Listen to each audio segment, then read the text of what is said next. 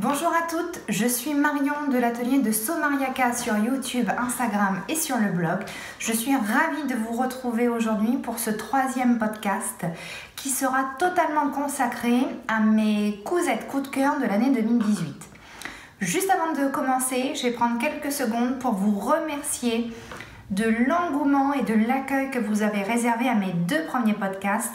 Honnêtement, je ne m'attendais vraiment pas à ça et je vous le dis très sincèrement. Voilà, quand je me suis lancée dans la chaîne YouTube de l'atelier de Somariaka, c'était pour avoir un complément, une diversité de contenu pour le blog, en plus d'Instagram. Je trouvais ça plus vivant, plus chaleureux.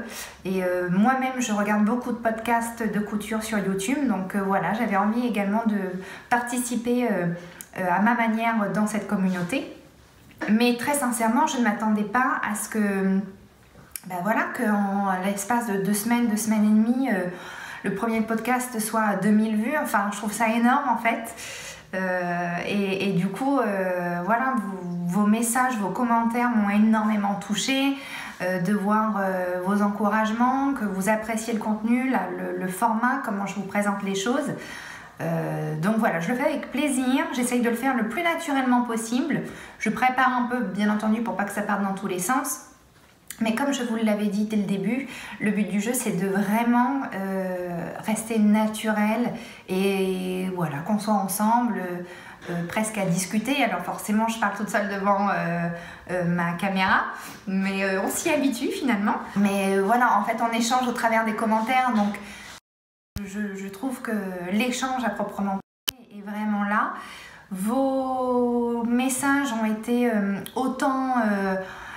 drôle que constructif, donc, et énormément touchant pour la plupart d'entre vous. Je vous assure, vous m'avez beaucoup touché. Donc voilà, donc je m'arrête là parce que sinon on va épiloguer pendant je ne sais combien de temps. Mais vraiment merci, mille merci, et j'espère pouvoir continuer à vous apporter du contenu qui vous intéresse toujours autant. Donc voilà.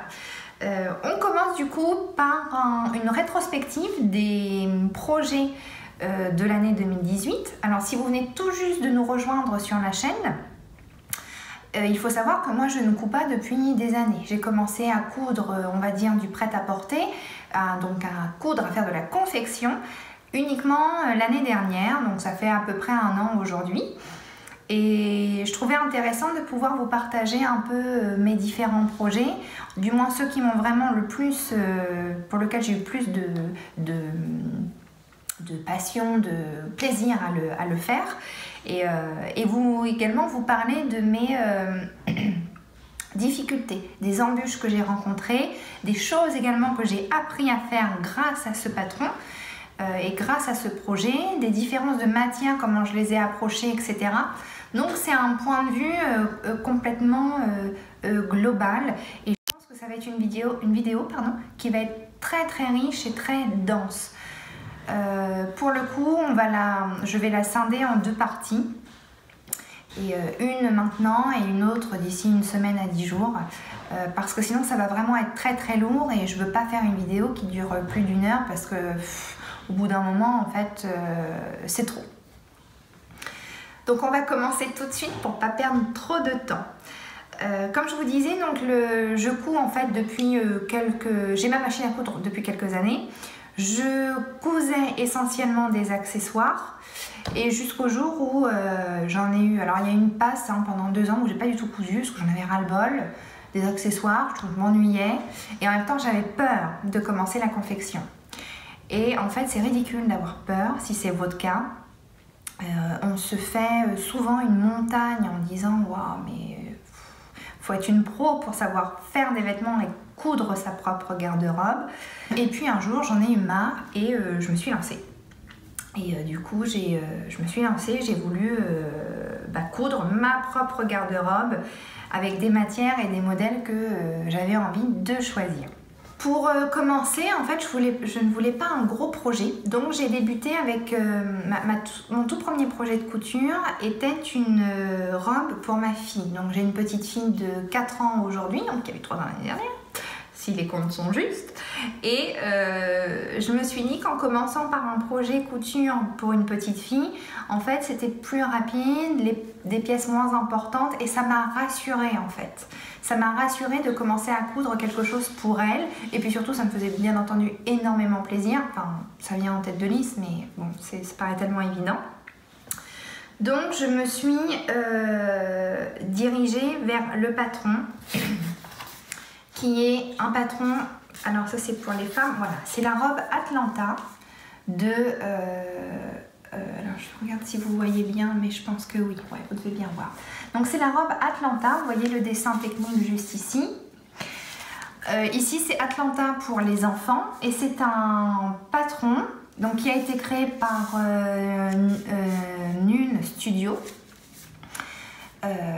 Donc Nune Studio, la créatrice, et vous pouvez le réaliser soit en blouse, soit en robe. Et Pénélope adore les robes, c'est vraiment la vraie, entre guillemets, la vraie petite fille. Donc je voulais lui faire une robe, et j'ai cousu le modèle 4 ans. Donc concrètement, ça a été mon tout premier projet de couture. Je vais vous le montrer tout de suite, hein. Je me doute que vous êtes impatiente. Et en fait, c'est le premier, c'est le moins joli dans les finitions, après encore on regarde bien, mais c'est mon préféré. Parce que c'est grâce à lui que ensuite je me suis lancée vraiment dans la couture de ma garde-robe. Donc la robe, elle est comme ceci. Alors voilà, que je vous montre bien, je pense que là, j'ai essayé de ce côté-là. Et parce que alors, ma caméra a rendu là, donc je filme avec mon téléphone, et du coup j'essaye d'avoir le regard derrière, mais je pense que là vous voyez bien. Donc la voici, la robe Atlanta pour les enfants, pour les petites filles.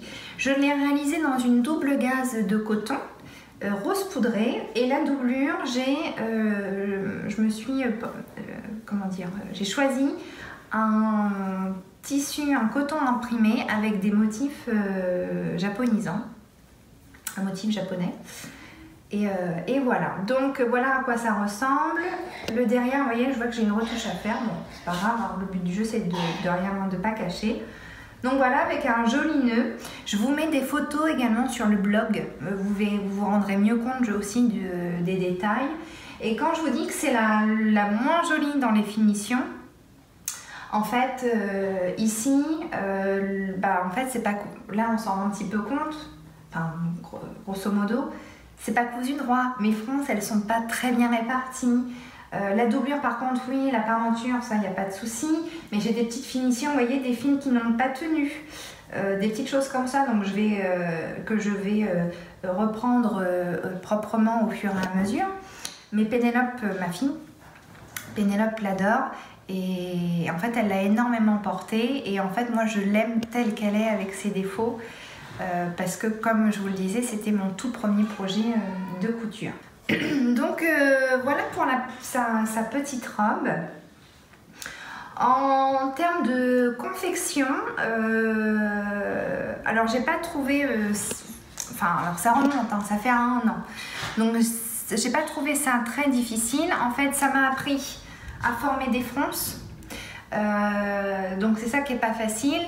Ça m'a surtout appris en fait à être patiente et à savoir prendre mon temps, ce qui n'est pas du tout un trait particulier de ma personnalité. C'est plutôt le contraire. Moi j'aime bien quand ça va vite, quand c'est concis, efficace, on va droit au but. Sauf qu'en couture, il faut prendre le temps de prendre son temps.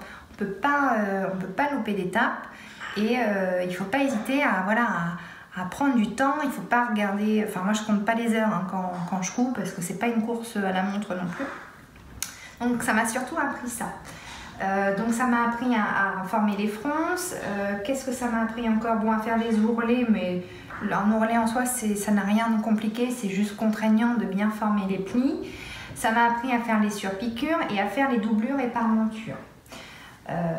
Donc voilà, et surtout, alors même je pourrais dire, à la base ça m'a appris à décalquer un patron, à reporter les mesures sur le patron, à reporter le patron sur le tissu, à bien positionner, faire attention au sens, au droit fil. Le droit fil, ça doit probablement vous parler, de poser les pièces de mon patron dans le bon sens du tissu pour qu'une fois porté, le tombé soit parfait. Donc on va dire que ce premier projet, Atlanta, m'a vraiment permis d'appréhender la couture et de me rassurer et de prendre confiance. Parce que oui, on est toutes capables, et je vous dis toutes, il n'y en a pas une moins que l'autre, on est toutes capables de coudre. La seule chose, c'est qu'on ne coupe pas de la même manière, on ne coupe pas à la même fréquence et pas à la même vitesse, si on peut dire. Mais tout le monde est capable de coudre. Et donc j'ai fait celle-ci pour ma fille, et en fait j'ai également fait la même pour ma petite sœur. Donc là je vous mettrai toutes les photos sur le blog. Donc c'est exactement la même chose, c'est Atlanta Lady, donc même créatrice, Nune Studio. Bien entendu, vous retrouvez toutes les références sur le blog en dessous de la vidéo. Pareil, vous pouvez soit réaliser une blouse ou bien une robe. Donc voilà, ma sœur était de mariage et c'était sa robe de cérémonie pour l'occasion. Donc voilà pour le premier patron. Ensuite, je me suis orientée vers la marque qui s'appelle Atelier Scamit et j'ai réalisé la blouse Virevolt que vous voyez ici au niveau du schéma du dessin technique. Ce qui est intéressant avec la blouse Virevolt, c'est que vous avez, alors là on voit deux, alors je me permets, je me pousse, c'est bon, vous voyez bien, on voit deux options possibles, manche courte, manche longue avec des petits volants aux épaules, et en fait moi j'ai réalisé la version manche longue avec les volants au bout des manches et les volants en fait sur les épaules. Et pour réaliser cette blouse là, donc on était au printemps l'année dernière, j'ai choisi un coupon de coton. Et c'est une broderie anglaise. J'adore la broderie anglaise. La broderie anglaise, je l'ai découverte lorsque je travaillais pour une très belle maison de prêt-à-porter féminin, une très belle maison française. Et c'est vraiment là où j'ai découvert les dentelles et la broderie anglaise notamment. Et je suis devenue complètement fada de ce type de matière. Donc la blouse Virevolt que j'ai réalisée, c'est celle-ci. Que là vous allez bien la voir. Donc comme je vous disais, on est sur une blouse qui est cintrée, légèrement cintrée poitrine, parce que vous n'avez pas de pince. Vous savez, ces pinces, c'est sorte de, j'en ai sur d'autres hauts, c'est une sorte de petit trait que vous avez au niveau de la poitrine qui permet de justement cintrer un peu plus au niveau de l'emmanchure. Là, on est sur quelque chose de relativement droit et on a une finition en V. Donc on est légèrement cintré mais très très léger au niveau de la taille grâce à ce V inversé, hein, parce que le V part par le bas. Et on a un effet de basque qui est hyper intéressant parce qu'on ne marque pas le ventre. Et cette blouse là, je l'ai portée avec un jean taille haute, un jean slim, stretch, voilà, qui englobe bien les hanches et le ventre. On est plus, enfin, moi je trouve que je suis plus confortable dans ce genre de jean. Et je portais ma blouse avec ce jean là. Le V, on le voit bien aussi dans le dos. Voilà. Et donc ça c'est une magnifique broderie anglaise. Elle est juste superbe. C'est un coupon qui vient où est-ce que je l'ai acheté celui-ci? J'ai un doute, c'est soit Pretty Mercerie de toute manière, parce que c'est ma mercerie en ligne préférée, c'est soit Pretty Mercerie ou soit les coupons de Saint-Pierre. Mais je crois que c'est Pretty Mercerie, je vous reconfirme ça sur le blog. Donc au niveau de la réalisation, en fait, en soi c'est plutôt simple. Les difficultés, si on peut, pour commencer par là, pour en donner, c'est de former une parfaite pointe. Ici, donc vous voyez là, maintenant, vous allez me dire on chipote, mais sur le devant elle n'est pas parfaite. Par contre sur le derrière, oui, le V est bien plus marqué. C'est la réalisation des fronces, tout du long. C'est la réalisation de fronces légères à ce niveau-là. C'est l'emmanchure également, c'est monter la manche sur le top. Et la dernière chose que j'ai voulu essayer, sur cette cousette-là, ce sont des... Ah merde, comment on appelle ça?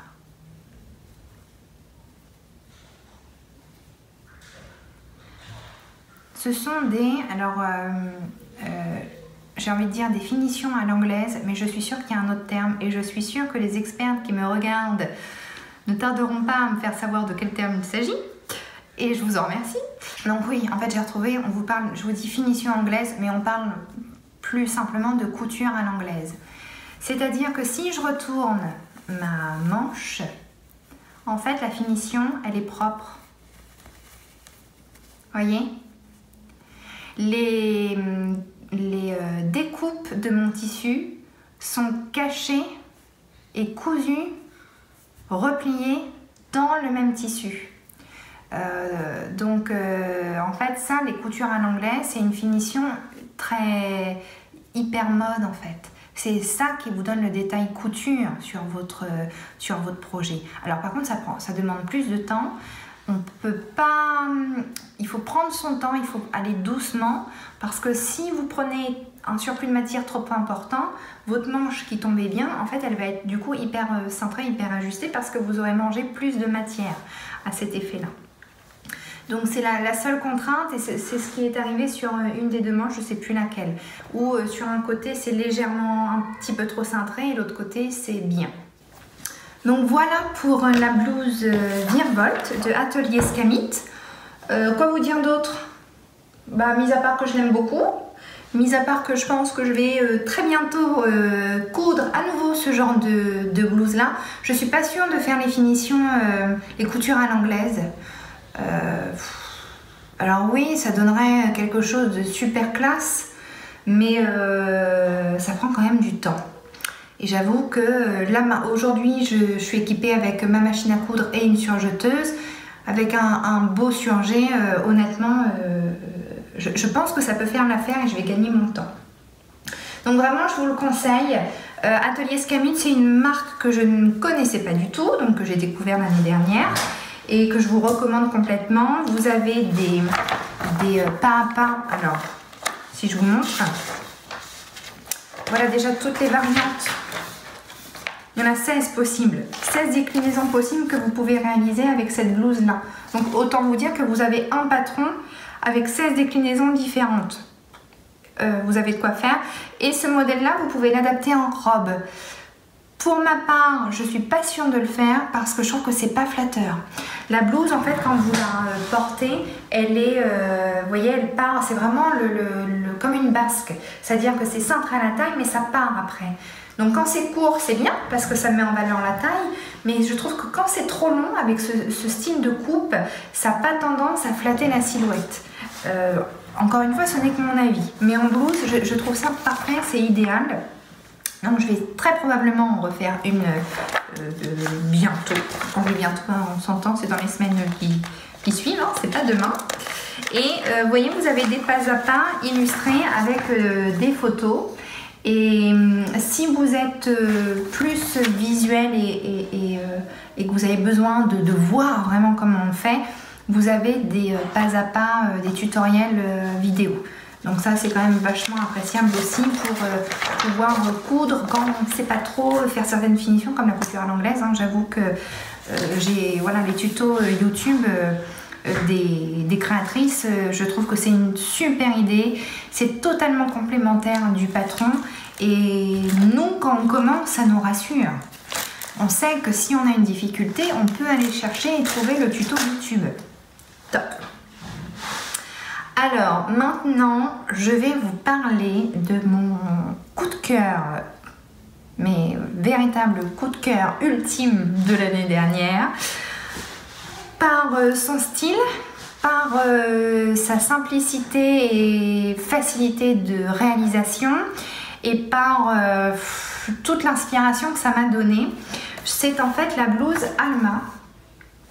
Donc la blouse Alma, vous avez le dessin technique ici de la marque Urban Ferry. C'est Elsa, la créatrice.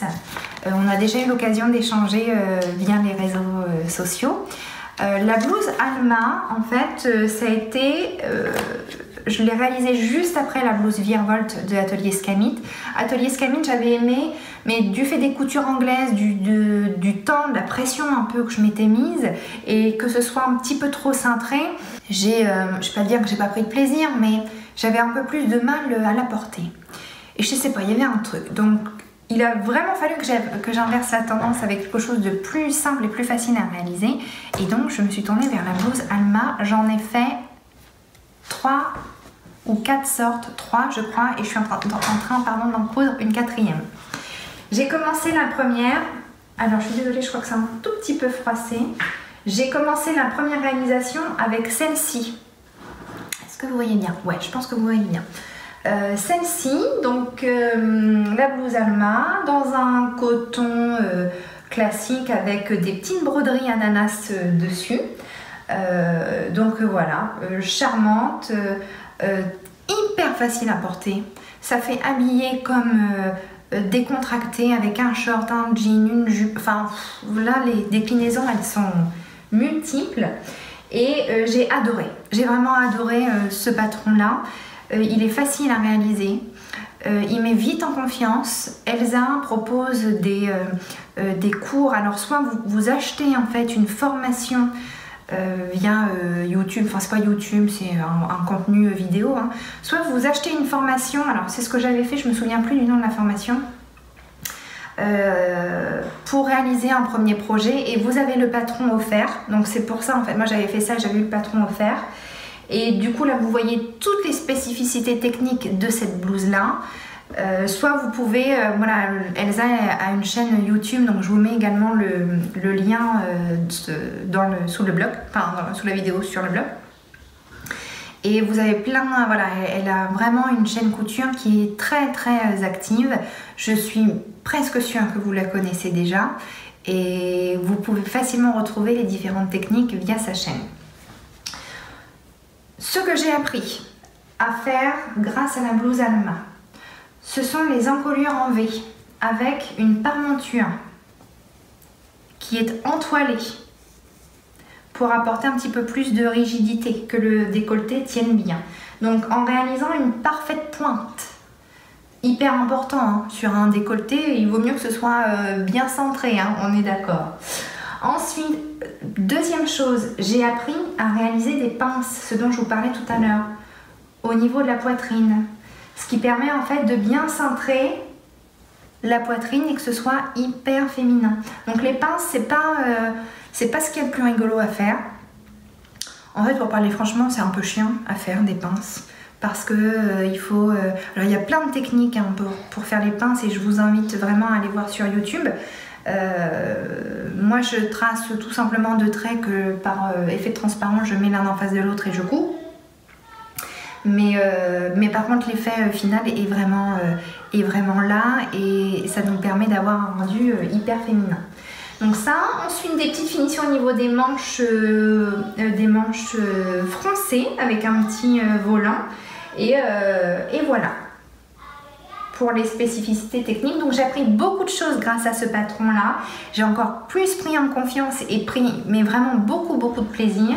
J'ai tellement aimé cette version là que ben vous vous en doutez, enfin peut-être ou peut-être pas, mais j'en ai fait une version en broderie anglaise qui est juste sublime, dans un coton voilà, qui est ni trop transparente ni trop épaisse. Donc celle-ci je l'adore. Ça a vraiment été une blouse que j'ai beaucoup portée au printemps et été dernier. Donc pareil, hein, les mêmes techniques, les mêmes finitions, j'ai rien changé, j'ai pas eu besoin de toucher au patron. En revanche, si vous avez besoin de modifier le patron pour des questions de ce qu'on appelle la stature, la hauteur, etc., Elsa vous explique tout, mais vraiment tout, comment faire, où découper, comment prendre la mesure. Vous ne pouvez pas vous tromper, vous êtes vraiment en confiance rapidement. Donc j'ai fait cette version là en broderie anglaise, qui est voilà somptueuse, hein. Je peux peut-être vous montrer plus près le motif, vous voyez, voilà. Et j'en ai fait une autre dans des chutes de tissu. Donc il me restait du coton bio. Ça c'est un coton bio que j'ai eu chez Mondial Tissu que j'avais utilisé pour la robe Atlanta que j'avais réalisée pour ma petite sœur. Et il me restait également la broderie anglaise, la même que je viens de vous montrer à l'instant. Donc j'ai réalisé cette version en style un peu marinière finalement, si on peut dire. Et je l'adore aussi, elle est super chouette, elle est hyper facile à porter, puis ça fait frais. Ça fait frais et c'est ce que j'ai aimé. C'est tout pour aujourd'hui, pour la première partie. Je ne voulais pas donner trop d'informations parce que voilà, je ne sais pas combien de temps va durer la vidéo, mais je suis presque sûre qu'on se rapproche, qu'on a dépassé les 30 minutes.